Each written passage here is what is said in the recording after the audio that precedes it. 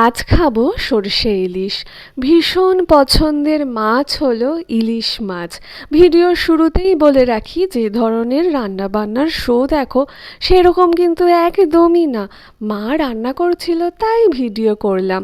আসলে আজকে এই বাড়িতে আসবে আমার বর। আমার বর যেদিন যেদিন এই বাড়িতে আসে আমার মা বাবা এত খুশি থাকে। আমার বাবা খুশির চোটে সকাল সকাল বেরিয়ে যায় বাজার করতে। আর এমন সকালে যায় জানো তো, তখন বাজারও বসে না, কিন্তু ওই জামাই আসবে। এই দেখো, নুন হলুদ মাখিয়ে রাখা হয়েছিল ইলিশ মাছটাকে, তারপরে মা সর্ষে বাটলো। তোমাদের দেখালাম আমাদের বাড়িতে এখনও শিল নোড়ায় সর্ষেটা বাটা হয়, কারণ মা পছন্দ করে না মিক্সিতে সর্ষে বাটতে।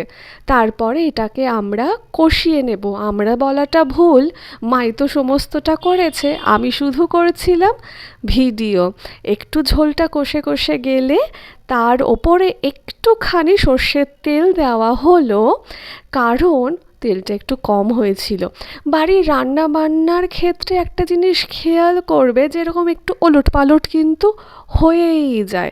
যখন আমরা রান্না বান্নার শো দেখি সেই মুহূর্তে এরকম হয় না, সেই মুহূর্তে সব কিছু পারফেক্ট হয়, কিন্তু বাড়িতে যখন রান্না বান্না করি তখন কিন্তু ওরকম পারফেক্ট হয় না, ওলট পালট হয়ে যায় জিনিসপত্র দেওয়ার মধ্যে। এখন বারবার আমরা বলছি, এখন মা ইলিশ মাছগুলোকে ছেড়ে দিচ্ছে। এদিনকে না আরও একটি রান্না হয়েছিল, সেটাও কিন্তু তোমাদের সাথে শেয়ার করব। আর এই ইলিশ মাছটা এতটাই টেস্টি ছিল, আর রান্নাটা তো খুবই ভালো হয়েছিল, আর মাছটা নিজেও ভীষণ টেস্টি ছিল। এতটাই ভালো লেগেছে সববার, আমরা ভীষণ মজা করে খেয়েছি। তোমরা কারা কারা ইলিশ মাছ খাওয়া শুরু করেছো আমাকে জানিও।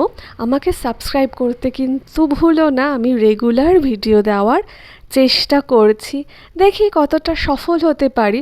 আমি সফল না হওয়া পর্যন্ত কোনো কাজ ছাড়ি না, আমি গিভ আপ করে দিই না, আমি এগিয়ে যাব।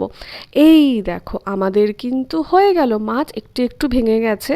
আমার মা বলছে, এই ভেঙে গেছে, ওটা ভিডিও টিডিও করবি না, ওটাকে লুকিয়ে রাখ, এরকম বলছিল। আরে রান্না করার সময় তো এরকম কত কী না হয় বলো। এখন খাবো সরষে ইলিশ। পরের দিন কিন্তু আমি আরেকটা ভিডিও পোস্ট করব রান্না নিয়ে। তোমরা মনে একটু একটু বুঝতে পারছো কি পারছো না? ঠিক আছে গো, নেক্সট দিন দেখা হচ্ছে। সকলে ভীষণ ভালো থেকো, কেমন? আসি।